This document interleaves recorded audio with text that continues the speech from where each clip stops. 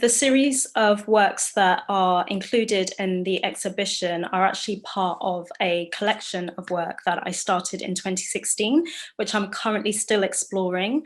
And it's titled Nude Me Under the Skin. And it's looking specifically at this piece of clothing, tights, hosiery, pantyhose, but from the aspect of a Black woman who could never find a nude skin tone to match her skin, and thinking about the ways that Black women are made to feel invisible in the fashion industry. And so that was kind of the starting point, because I'd started to see a few brands that were creating nudes for Black women and women of color. And so that became the point of departure. And so I actually started from research, and initially started looking at it from the perspective of advertising, just very broadly, in how tights were advertised. The fact that, you know, there is this issue with it being this object that sexualizes women in the first instance, but then also seeing it as a space where Black women weren't present in that advertising, or where they were, it was in a very derogatory manner.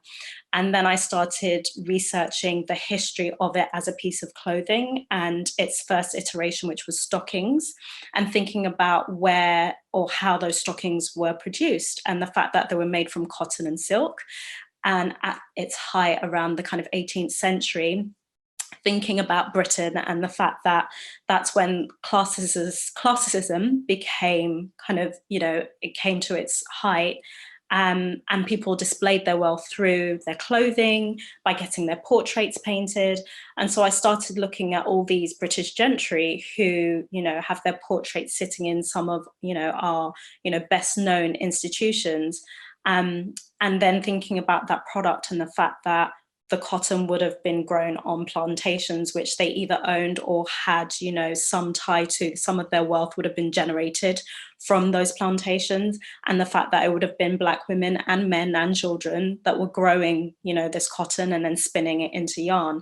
So it's very much about the different ways or the different intersections throughout history where Black women have been a part of this product, or have had a relationship with this piece of clothing, and how that has affected us.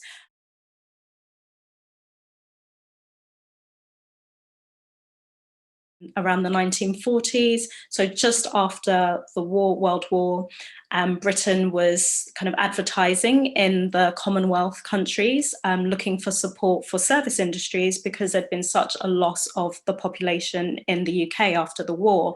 So from the 40s onwards, there was a huge influx of African and Caribbean women that moved to the UK, and many of them worked as nurses, including my mother. I started looking at working with used tights specifically, thinking about the stories that are embedded in them, but also thinking about how it can be a way to kind of relay how drained and broken down and worn down the kind of Black female psyche is, with all of this trauma that they've experienced over generations that kind of still exists in us in the present. And so it also then becomes about healing. So the works that are in the show, so there's Darky and Sheer Chemistry, which were one of the first few pieces that I made. And you can see in all the works, there are these burnt holes, which are very intentional. And so they were thinking actually about laddering, and how laddering is a way you know that your tights are used and, you know, you discard of them.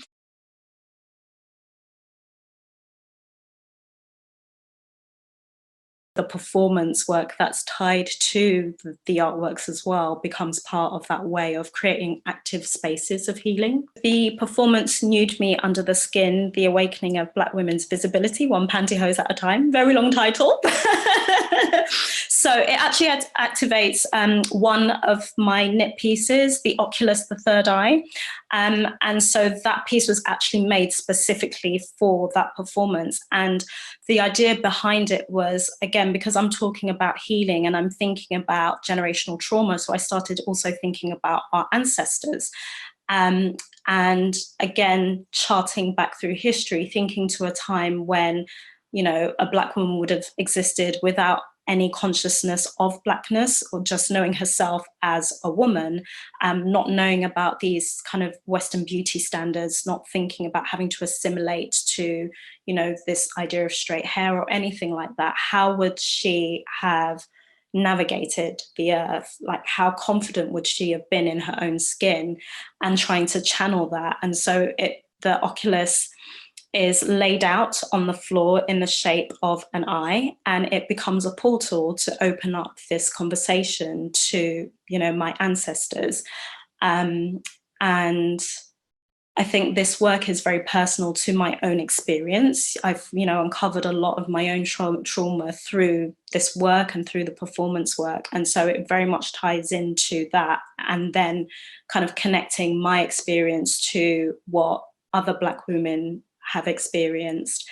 And so the performance that I did for In the Wake of Barely Black, that piece was actually made live as part of the performance. And in that piece, I was laying to rest this idea of having to assimilate. So because there were no tights to match our skin tone, Black women often wear black tights.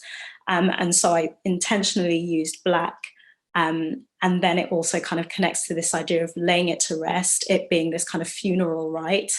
And so the idea is that then I emerge through that mirror as my kind of more authentic and reclaimed self.